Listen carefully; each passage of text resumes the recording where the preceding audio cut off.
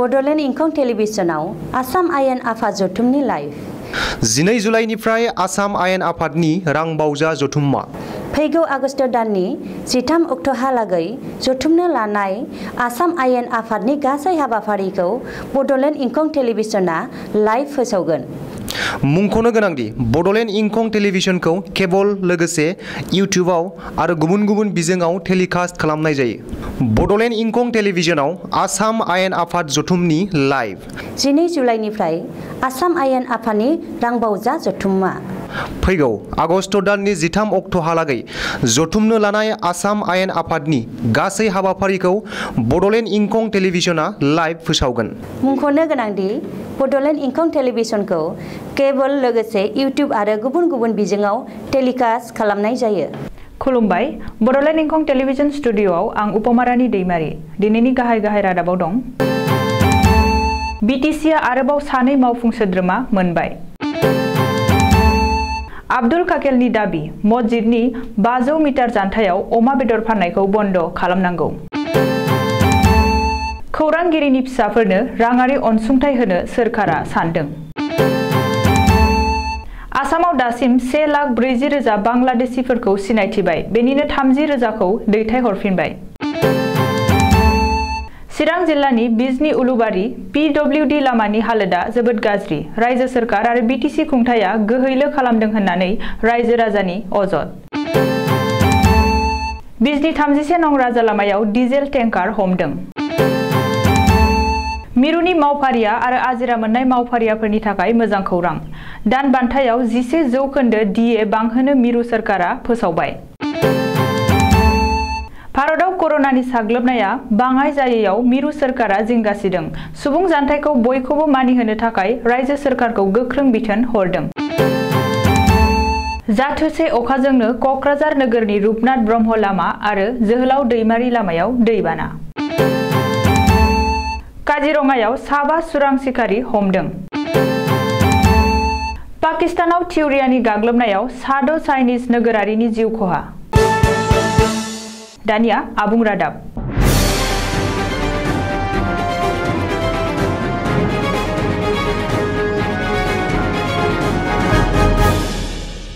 बिटिसिआ आरोबाव सानै मावफुं सोद्रोमा मोननो हाबाय।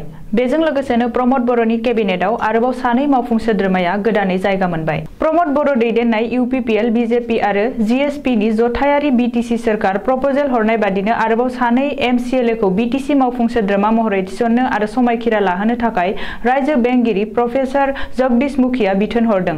रायजो बेंगिरिनि मावख'निफ्राय मैया गांसे नटिफिकेशन फोसावनानै गोदानै थिसनजानाय सानै मावफुं सोद्रोमाखौ समायखिरा लाहोनो थाखाय बिटिसिनि प्रिन्सिपाल सेक्रेटारि शान्तनु P. गडमारिखौ बिथोन हरदों। बिटिसिनि मावफुं सोद्रोमा महरै समायखिरा लानो गोनां सानै सोद्रोमाया जादों चिरां जिल्लानि बेन्दोंआव थानाय मानास सेरफां बियाबनि MCLA धनन्जय बसुमतारी आरो सोरखारजों सायख'जानाय MCLA उइलसन हाजदा। धनन्जय बसुमतारी आरो उइलसन हाजदाखौ दिनै समायखिरा लाहोनो थाखाय रायजो बेंगिरिया बिथोन होदों। मख'नो गोनांदि धनन्जय बसुमतारी आरो उइलसन हाजदामोनखौ दिनै मोनाबिलियाव बिटिसि सेक्रेटारियेट मावख'नि सावराय नब्लाङाव समायखिरा लाहोनायनि बाथ्रा। नाथाय बे खौरांखौ सुजुनाय समहालागै प्रमद बर'नि केबिनेटनि सानै गोदान सोद्रोमाखौ समायखिरा लाहोनाय जाथ'वाखै। आसाम आयेन आफादनि रांबावजा जथुमाव आसाम केटल रिजार्भेशन बिल 2021 थिसननायनि उनावनो बिधान सभा सदनजों लोगोसे आसाम नाङै दान्थे बिदान्थे आरो दुंहाव थासारि सोमजिदों। मोसौ रैखाथि होनाया मोनसे आयेन जायोब्ला आसामाव मोसौ रैखाथि होनायजों लोगोसे मोसौ बेदर फाननाया बन्द जागोन आरो सरासनस्रा आबादारिफोरा गोब्राब रांखान्थियारि जेंनाजों मोगा-मोगि जानांगोन होननानै अजद होनायफोरा सिखांदों। आसामाव बे आयेना फैनायनि उनावनो मन्दिरनि सोरगिदिं 5 किल'मिटार जानथायाव मोसौ बेदर फाननायखौ होबथानाय जागोन। बेखौ नोजोर होनानैनो मस्जिदनि सोरगिदिं 5,000 मिटार जानथायाव अमा बेदर फाननायखौबो बन्द खालामनांगौ होननानै दाबि खालामदों बरपेटानि कंग्रेसि MP आब्दुल खालेगा। बबेखानि मन्दिरनि 5 किल'मिटार जानथायाव मोसौ बेदर फाननो मोनाब्ला रायजोनि माखासे ओनसोलफोराव मोसौ बेदर फाननायानो बन्द जागोन आरो बेयो मोनसे हारियारि जेंना सोमजिहोनो नाजानाय सोलो होननानैबो आब्दुल खालेगा दाबि खालामदों। रायजोनि खौरांगिरिफोरनि फिसाफोरनो राङारि अनसुंथाइ होनो थाखाय सोरखारा सानदों होननानै बुधबारखालि सदनाव फोरमायदों मन्त्रि पीयूष हाजरिकाया। नाथाय गासैबो खौरांगिरिफोरनि फिसाफोरानो बे सोरखारि अनसुंथाइखौ मोननाय नङा। मेट्रिक आरो एचएस जोबथा आनजादाव 75% एबा बेनिख्रुइ बांसिन नम्बर मोननो हानाय खौरांगिरिनि फिसाफोरानो मोननो हागोन। सेबा आरो सीबीएसई फरायसाफोरानो बे खाबुखौ मोनगोन। पीयूष हाजरिकाया सदनाव फोरमायनाय बायदिब्ला 75% नम्बर लाना मेट्रिक आनजाद उथ्रिनाय फरायसाफोरनो 30,000 आरो एचएस उथ्रिनाय फरायसाफोरनो 50,000 राङै अनसुंथाइ होनो थाखाय रायजो सोरखारा सावरायनाय जादों। बेबादिनो सिगांनि सोरखारा गनायथि होनाय खौरांगिरिफोरनि पेन्सननि रांखौबो दानसेयाव 8,000 निफ्राय 10,000 सिम बारायनाय जाबाय होननानै मन्त्रि पीयूष हाजरिकाया सदनाव बुंदों। आसाम गोरोबथा बादियै आसामाव दासिम 1,40,000 आयेन बेरेखायै हाबसनफैनाय बांलादेशीफोरखौ सिनायथिनो हाबाय। बेनिनो 30,000 बांलादेशीफोरखौ सोरखारा दैथायहरफिनबाय। एजीपीनि एमएलए रमेन्द्र नारायण कलितानि सोंथिनि फिननायाव बे रिपर्टखौ सदनाव फोसावदों आसाम गोरोबथा मावफुंनाय बिफाननि मन्त्रि अतुल बराया। मन्त्रिया फोरमायनाय बायदिब्ला 1971 मायथाइनि 25 मार्चनि उनाव आसामाव आयेन बेरेखायै हाबसनफैनानै थाफैनाय 1,39,910 सा बांलादेशीफोरखौ हमनो हाबाय आरो 29,984 साखौ दैथायहरफिनबाय। बबेखानि बे समाव आसामावनो थानाय बांलादेशीफोरनि मुंखौ भटार लिस्टनिफ्राय दानफिननायनि खामानिया सोलिगासिनो दं। अतुल बराया बेखौबो बुंदों दि रायजोआव गासै गं 300 फरेनार्स ट्रिब्युनेल फसंनाय जाबाय। बेनिनो गं 100 फरेनार्स ट्रिब्युनेलफोरा सोलिगासिनो दङ। चिरां जिल्लानि बिजनी उलुबारी PWD लामानि हालोदा आथिखालाव जोबोद गाज्रि जानानै दं। गोबाव समनिफ्रायनो बे लामाखौ आथिखालाव PWD बिफानानो फाहामफिननायनि जेबो राहा लायाखै। बेनि अनगायैबो प्रमद बर'जों दैदेनजानाय BTC खुंथाय आरो डक्टर हिमन्त बिश्व शर्माजों दैदेनजानाय आसाम सोरखारा आथिखालाव बे लामानि सायाव जेबो राहा लायैखौ नुनो मोन्दों। 12 किल'मिटार गोलाव बे PWD लामाजोंनो 33 नं बिजनी LACनि एमएलए अजय कुमार रायाबो बे लामाजोंनो सानफ्रामबो थांलाय फैलाय खालामो। आथिखालनि BTC डेपुटि स्पिकार अबिराम महानायकआबो बे लामाजोंनो थांलाय फैलाय खालामो। अब्लाबो नाथाय रावबो दैदेनगिरिया एफा एनै बाला अन्थाइ गारग्रो होनानै थांनाय फैनायनि थाखाय रायजो राजानो जेबो सुबिदाखौनो खालामनानै होआखिसै। जाय सफा सनै लामायाव गाज्रि हाखर जादों बैफोर जायगायाव एबा लामायाव आथिखालाव दैज्लांनि समाव ठिकादारफोरा जेबो खामानि मावनो हाथ'वाखैब्लाबो खमसे खम सेन्ड ग्रेभेल एबा बाला अन्थाइखौ गारग्रो होनो हायोमोन आरो गारग्रो होनो नांगौमोन होननानै जायगानि रायजो राजाया अजद दैखांदों। बिजनी 31 नं राजा लामायाव पुलिसनि सिग्रोमनाय। डिजेल टेंकारनिफ्राय थाव खावबाय थानाय समाव सानै सुबुङा हमजादों। बुधबारखालि बेलासि समाव चिरां जिल्ला बिजनी 31 नं राजा लामा 1 नं नासनगुरियाव मा काली हटेलनि सेराव AS19C88487 नम्बरनि डिजेल टेंकारनिफ्राय थाव खावबाय थानाय समाव सानै सिखाव टेंकार सालायग्रा दमनधर सरकार आरो इस्तानी हरिपर रहमाना हमजायो। सुलुंनिफ्राय मिथिनो मोननाय बादिब्ला बिसोर सानैबो 1 नं नासनपुरिनि।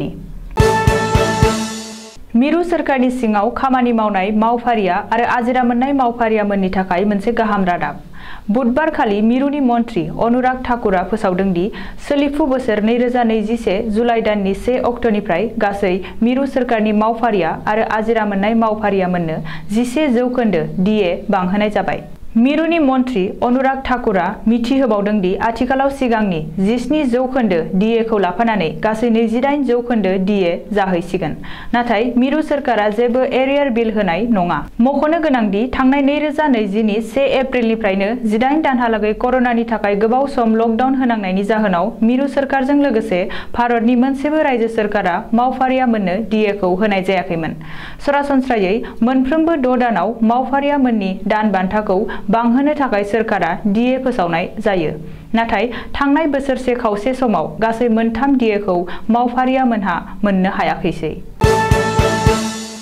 आथिखालाव भारतनि मोनफ्रोमबो रायजोआवनो कर'नानि साग्लोबनाया बाङाय जानो रोङैखौ नोजोर होनानै मिरु सोरखारा जिंगा सिदों। बुधबारखालि मिरुनि सावस्रि मन्त्रि मनसुख मान्डावियाया गोदान दिल्लीयाव खौरांगिरि मेल खुंनानै बुंदों दि आथिखालाव भारतनि मोनफ्रोमबो रायजोआव कर'नानि साग्लोबनाया बाङाय जायाखै आरो फैबाय थानाय समाव थामथि खोलोबनि COVID-19 एबा कर'ना बेरामा भारतआव बांसिनसो गाज्रि गोहोम खोख्लैनो हागौ। मानोना कर'नानि लैखोनफोरा गोदान नुजाबाय थादों। बेखायनो मिरु सोरखारा अक्सिजेन प्लेन्टनि मिरुबो बांहोनो थांखि लादों जाहाथे अक्सिजेननि आंखाल जाया। लोगोसेनो मोनफ्रोमबो रायजो सोरखारखौबो बिथोन हरनानै बुंदों दि आथिखालाव सुबुं जानथायखौ बयबो सुबुङा मानिनानै सोलिथारनांगोन आरो बेनि बिबाना गावबा गावनि मोनफ्रोमबो रायजो सोरखारनाव थागोन। मानो होनोब्ला फैबाय थानाय समाव थामथि खोलोबनि कर'नायानो बयनिख्रुइबो गिथावनासिन जानो हागौ आरो बांसिन खहा लाबोनो हागौ। बृहस्पतिबार खालि फुङाव जाथोसे अखा हानायावनो क'क्राझार नोगोरनि रुपनाथ ब्रह्म लामा आरो जोहोलाव दैमारि लामायाव दैबाना जानायखौ नुनो मोन्दों। जाहोनाव जायगानि रायजो राजाया लामा हान्थिनायाव गोबां असुबिदायाव गोग्लैनांदों। आथिखालाव क'क्राझार नोगोर परिषदआ गुबुन गुबुन लामानि ड्रेनखौ फोसाबदोंब्लाबो नाथाय बे मोननै लामानि ड्रेनफोरखौ मोजाङै फोसाबनो हायाखै होननानै जायगानि सुबुंफोरा अजद दैखांदों। मानो होनोब्ला बेबायदि जेंनाया सिगांनिफ्रायनो जाबोबाय थादों। नाथाय नोगोर परिषदआ खामानियाव गोहैलो खालामदों होननानै उननि समाव थाबैनो राहा लानो खुंथायखौ खावलायदों। रैखाथि बिफाना आथिखालाव 7 चुरां सिखारिफोर हमनो हादों। मोनसे स्रोद सुलुंनि सायाव सिग्रोमनानै सासे मणिपुरी थिउरियाजों लोगोसे 7 चुरां सिखारिफोरखौ बुधबारखालि हमनो हादों। आसाम राइन' टास्क फर्सनि मदद होनायाव मणिपुर पुलिसआ 7 चुरां सिखारिफोरखौ हमदों। हमजानाय 7 सिखारिफोरखौ फारियै रेहमान आली, आजमत आली, दिलबर रहमान आरो मोहम्मद फाकारुद्दिन आरो थागौसिन भि खामख'पाव होननानै सिनायथिदों। रिपर्टनि बायदिब्ला 35 बोसोर बैसोनि थांगौसिन भि मावख'पावआ मणिपुरनि जमी रिभलिउसनारि अर्गेनाइजेशन सुंद'यै ZROनि सासे वान्टेड थिउरिया। बबेखानि हमजानाय चुरां सिखारिफोरा MSCNIM निफ्राय ट्रेनिं लानाय होननानैबो मिथिनो हादों। पाकिस्ताननि सा-सोनाब ओनसोलाव तारिक-ए-तालिबान मुंनि थिउरियाफोरा IEDजों गाग्लोबनायाव सिन्धु दैमानि सायाव बान्दो लुनाय खामानियाव नांथाबनाय 6 चाइनिज नोगोरारिनि जिउ खहा जादों। पाकिस्तान पुलिसनि सुलुङाव फोरमायनाय बायदिब्ला गंसे बासजों बान्दो खोनाय खामानियाव थांनाय गासै 10 सुबुङा थिउरियानि गाग्लोबनायाव थैदों आरो 15 सुबुङा गाज्रियै जोखोम जादों। थैनायफोरनि गेजेराव 6आ चाइनिज नोगोरारिमोन। बे जाथायनि उनाव चाइनानि हादोरगिरि शी जिनपिंआ मा राहा लायो बेयो नोजोर होनो गोनां जाबाय। दासिमबो नाथाय रावबो जेबो बुंथ'वाखै। दिनैनि रादाबा एसेनोसै। गोजोन्थों।